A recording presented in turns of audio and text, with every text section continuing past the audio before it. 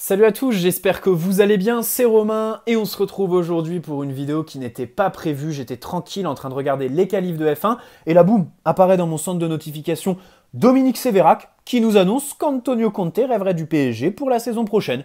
Vous l'avez compris, c'est le sujet de cette vidéo. Il est alléchant bien évidemment. Alors, cette semaine c'était un petit peu compliqué niveau info, on n'a pas eu grand chose à se mettre sous la dent, enfin du moins pas grand chose d'intéressant, parce que tout ce qui est dossier Mbappé, voyage de la famille à Doha, les chiffres qui sortent, et carrément en Espagne, on est allé jusqu'à dire que les Qataris ont proposé un chèque pas rempli à la famille et que donc c'était à eux de le remplir avec le montant qu'ils souhaitaient. Bref, c'est n'importe quoi.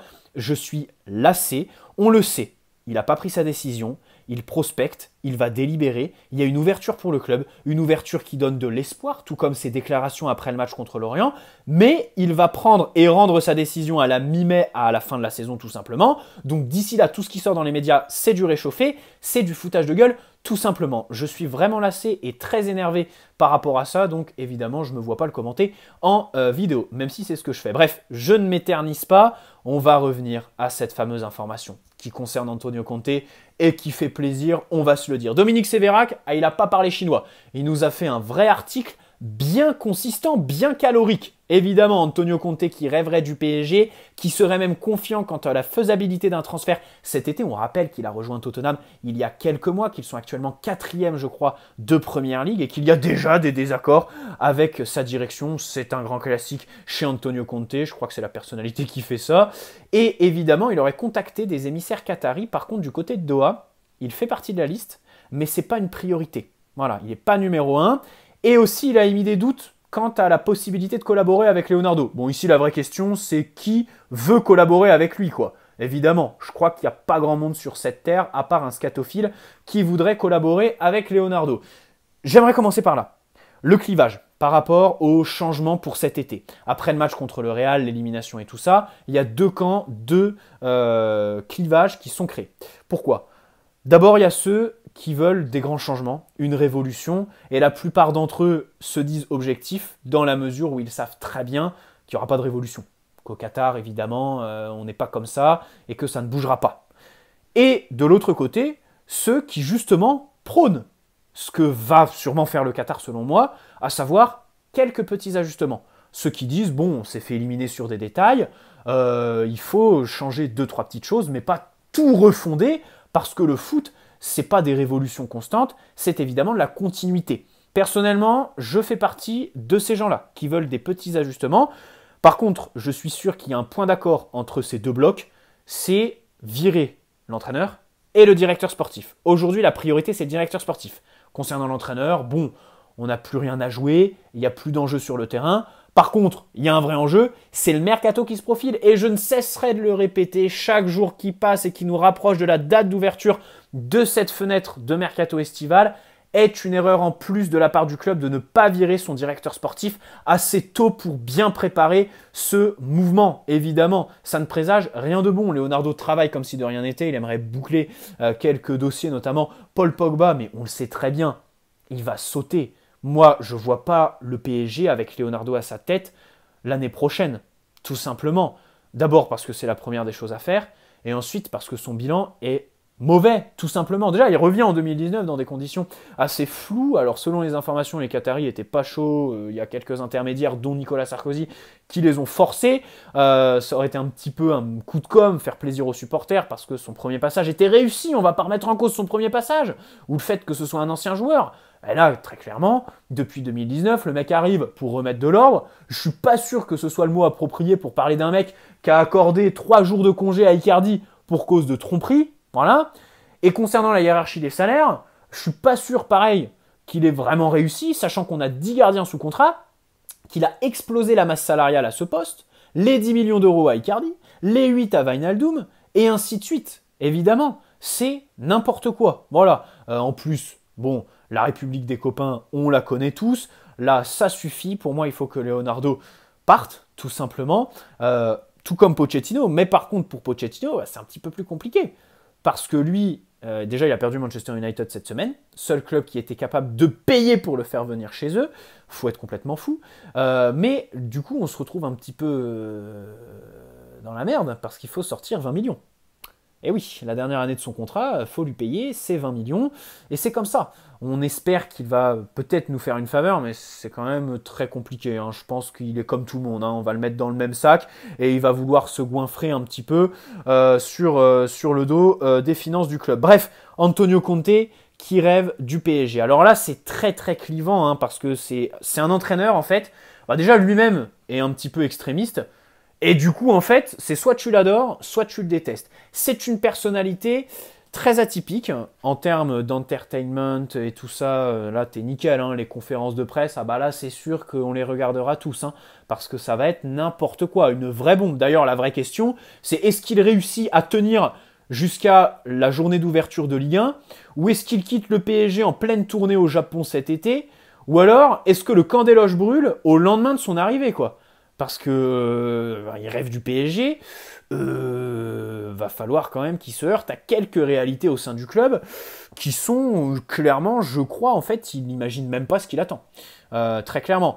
Alors, j'aimerais d'abord commencer par 2019. C'est vrai, j'ai oublié, parce qu'au moment où on signe Thomas Tuchel, rappelez-vous, Tuchel est un choix, un coup de cœur de l'émir, donc Doha l'impose à la direction parisienne, enfin, en termes de localisation, en gros Nasser et ses boys. Parce que eux, ils avaient choisi Antonio Conte. Ils le voulaient. Et au final, c'est Tuchel qui lui a été préféré. Un petit peu plus tard, on a appris qu'Antonio Conte n'était pas chaud à l'époque pour venir au PSG, parce que selon lui, c'était les Brésiliens qui décident là-bas. Bon, aujourd'hui, visiblement, le son de cloche est différent. L'objectif est un petit peu de se débarrasser de la mafia sud-américaine, hein. Là, ça commence, hein, parce que l'équipe nous ont annoncé que les Di Maria, Paredes et Icardi sont invités à se casser tout simplement. C'est pas plus mal. Et donc, concernant Antonio Conte, commençons par la personnalité. Bon, c'est quelqu'un qui est bouillant. Personnellement, ce club qui est rempli de chaos quotidien, la personnalité, écoutez, en fait, je me disais à un moment, je crois que j'étais trop sage. Je me disais, c'est une bombe à retardement, il va foutre le bordel au club. Et aujourd'hui, bah non, c'est bon, là, encore une élimination contre le Real. C'est le bordel, évidemment. Tentons, en fait. Tentons, on n'a rien à perdre. Par contre, il y a deux choses sur lesquelles j'aimerais revenir, deux nuances. Déjà, ces résultats en Ligue des Champions, qui sont pas fameux du tout. Voilà. Et on sait très bien que la Ligue des Champions, c'est une compétition à part. C'est un entraîneur qui va te donner une identité de jeu, des principes très clairs, qui va recruter en fonction de ça. Mais par contre, en fait, instaurer de la continuité, il sait faire.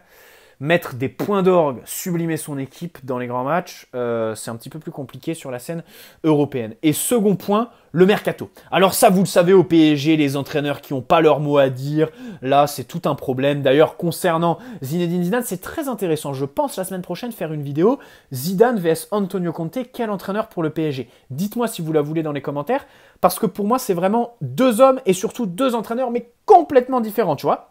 Et tu peux en préférer un des deux, hein. Antonio Conte comme Zinedine Zidane. Voilà. Donc j'ai envie d'exposer un petit peu tous les arguments en la faveur des deux dans une future vidéo. On le sait pour Zidane. Je l'ai déjà dit dernièrement. S'il devait entraîner le club, moi, je pense qu'il serait sur le blanc aujourd'hui, en fait. Voilà, tout simplement. Il attend la Coupe du Monde. Je crois que là, c'est réglé, en fait. La seule ouverture qu'on aura avec lui, ce sera janvier 2023. Si l'équipe de France fait un gros parcours à la Coupe du Monde au Qatar. Voilà, la remporte et Didier Deschamps prend sa prolongation de 2 ans qui le conduit jusqu'au prochain tournoi. Bref, et du coup Zidane qui se dit, bon, là par contre il faut que je prenne un banc, je vais accepter l'offre des Qataris. Du coup, cet été, c'est vrai qu'à part lui et Antonio Conte, je vois en fait personne d'autre. Je vois personne d'autre. Au Real, Carlo Ancelotti, c'est vrai que c'était le voir partir du Real, ça aurait pu être une possibilité si on les avait éliminés, si on était resté sur ces 3 mi-temps très peu fameuses de leur part et excellentes de notre part, mais il y a Benzema qui est passé par là. Et surtout, ils ont éliminé le Chelsea de Thomas Tuchel, ils sont en demi-finale de Ligue des Champions, et au final, leur saison lui donne une immunité et fait qu'ils devraient continuer là-bas. Donc je vois pas d'entraîneur en fait de libre, hein. Pep Guardiola, on sait que c'est compliqué de le déloger de Manchester City, il est très bien là-bas, il veut gagner la Ligue des Champions, et qu'après, il voudrait une sélection. Et moi je me dis, virer Pochettino, déjà ça coûte très cher, donc en plus, si c'est pour pas faire de plus-value derrière, en recrutant un mec comme lui, c'est-à-dire qui n'a pas les capacités capacité, les compétences et l'expérience, bah ça sert à rien en fait, hein. Autant attendre la fin du contrat de Pochettino, faire une année de transition, et si en janvier, si d'ici là il y a une vraie opportunité Zidane qui se présente, fonçons. Bref, Antonio Conte voudrait forcer la main vis-à-vis de Tottenham. Alors déjà, je tiendrais à signaler que Lévy est très compliqué en négociation. Bah, on en a fait les frais avec Dele Alli, on s'en souvient, là, ce dossier qui était ressorti lors de 2 mercatos. Et un petit peu moins avec Tanguy Ndombele, parce que Tanguy Ndombele, je crois que c'était un petit peu plus nous qui avions merdé cet hiver. Mais Lévy n'en reste pas moins, évidemment, quelqu'un de très très difficile en négociation. Je pense qu'il faudra payer pour acheter, je crois, il a 1 an là-bas, hein, Antonio Conte, si je dis pas de bêtises. Alors, en termes de style de jeu et tout ça, vous imaginez déjà le système à 3, Achraf Hakimi qui renaît, parce que c'est vrai qu'Achraf Hakimi, sa saison, elle est mitigée. Parce qu'il a coûté 70 millions, parce que ses débuts ont été extraordinaires, tout simplement. C'était un des meilleurs de l'équipe, si ce n'est le meilleur joueur de l'équipe en août et en septembre. Et après, il plonge quand même. Dans un système à 4, bon, tu peux te dire, ok, il n'est pas dans le bon système, il a un entraîneur qui le bride, il a des attaquants qui ne jouent pas avec lui et qui préfèrent utiliser ses mouvements pour continuer les actions tout seul. Tu as peut-être aussi un joueur qui a besoin d'un temps d'adaptation, qui a découvert la vie parisienne. Et au final, ça fait une saison... bon, alors cette semaine, c'est vrai qu'à Angers, il a fait un très bon match hein, en tant que piston. Moi, j'ai apprécié, j'ai adoré. Et ça nous prouve qu'en fait, c'est un joueur d'un système. Et on pouvait aussi se poser la question si c'était pas le joueur d'un homme, en fait, d'une philosophie, celle d'Antonio Conte. Donc évidemment, le faire venir, ce serait très très bien pour lui, très très bien pour Nuno Mendes dans sa progression. Alors là, croyez-moi, Nuno Mendes, on l'aime. Mais je crois que la meilleure chose qu'on puisse lui souhaiter à un joueur en fait qui a l'air aussi malléable, c'est quelqu'un qui fait pas de problème, qui n'a pas un ego surdimensionné, qui doit aimer travailler, donc qui irait parfaitement avec la personnalité d'Antonio Conte, tu vois ce que je veux dire. Mais en fait, le meilleur qu'on puisse lui souhaiter, c'est ça. Antonio Conte qui vient, parce que le mec va lui faire déjà va le mettre dans de bonnes dispositions dans un système qui lui convient, et ensuite va lui faire travailler l'aspect défensif, une progression un petit peu à la Achraf Hakimi quand il a rejoint l'Inter Milan. Mais là, tu te fais 2 monstres sur les côtés. Au milieu de terrain, on peut évidemment penser à Marco Verratti. C'est un entraîneur qui a une science de la défense, je ne cesse de le répéter. Contre l'OM dimanche, pareil, ils ne tirent pas en première mi-temps. Hein. Leurs seules occasions, c'est sur coup de pied arrêté. C'est pas un hasard. C'est pas eux qui se sont créés des occasions, c'est nous qui ne savons pas défendre. Parce que Pochettino ne fait pas travailler son équipe, parce que voilà, il n'a peut-être pas de principe, pas de philosophie défensive. Antonio Conte en a une, ça ce serait cool. Offensivement, ah bah là c'est sûr que c'est ici tout le dilemme, hein. Les Messi, les Neymar, est-ce que tu leur imposes? Moi à un moment donné je me dis c'est bon, c'est terminé. Les mecs ils touchent 30 millions par an, Danilo il est devant Messi au classement en débuteur, Sergio Ramos il a marqué 2 buts en Ligue 1 quand Messi en a marqué 3, Neymar c'est bon quoi, les passes droits c'est fini, maintenant une vraie philosophie, de la continuité, ça ne peut pas nous faire de mal, hein. Et un petit peu de docilité chez nos stars, pareil, ce serait cool. Antonio Conte, un recrutement jeune, et je pense que la mayonnaise pourrait prendre. Un recrutement jeune, vraiment. Et alors là, j'insiste sur le recrutement, parce qu'Antonio Conte a des goûts de merde. Antonio Conte est très mauvais pour faire signer des joueurs. Alors, pour sa philosophie, c'est des joueurs qui vont servir, hein. Pas de problème. Hein. Les mecs, ils vont signer. Bon, et d'ailleurs, parfois, il va te rendre fou, Antonio Conte, parce que pour préserver l'équilibre de son système, il va préférer un joueur rincé à un joueur qui individuellement est bien meilleur et bien plus talentueux, bien plus étincelant. Alors ça, c'est des choix. Le Parc des Princes, s'il vient, faudra s'y habituer, bien évidemment. Par contre, sur le recrutement, je suis formel. Il ne faut pas lui laisser la main. Voilà. C'est peut-être bizarre, parce qu'aujourd'hui, tu te dis, bah ouais, le problème du PSG, c'est qu'on laisse pas la main aux entraîneurs. Ok, un Zidane, on peut lui laisser. Mais alors Antonio Conte, non, il l'a prouvé partout où il est passé, et il a des mauvais goûts, tout simplement. Il fait venir des mecs, après tu peux pas t'en dépatouiller. Non, non, non, évidemment.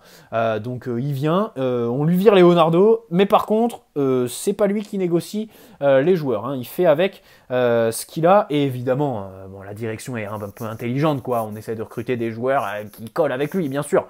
Voilà. Je crois avoir à peu près tout dit concernant Antonio Conte.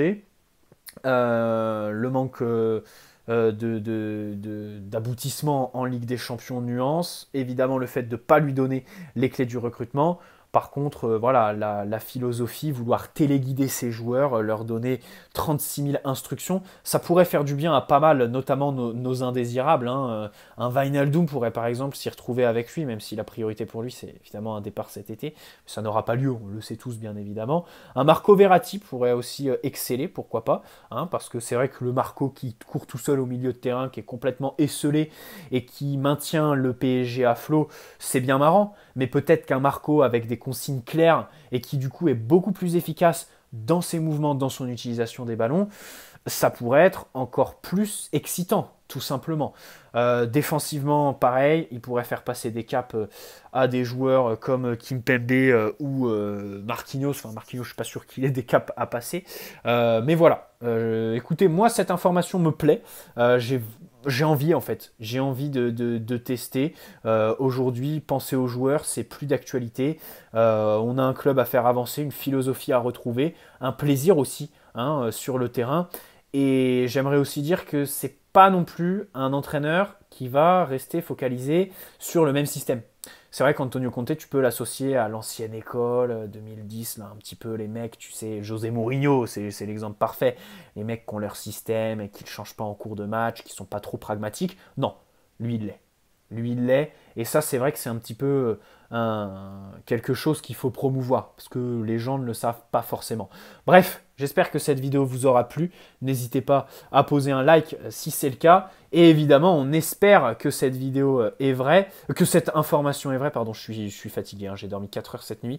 Vous m'excuserez si parfois dans la vidéo, j'ai des petits bugs d'élocution et tout ça, parce que ça a été super difficile de la tourner. Je m'y suis pris au moins 30 fois. Bref, bonne soirée à tous. Bon week-end, on se retrouve demain après le match contre Lens qui pourrait nous sacrer champion. Et puis on se dit à très très vite, hein, on espère de nouvelles informations aussi croustillantes que celle-là. Ciao les amis.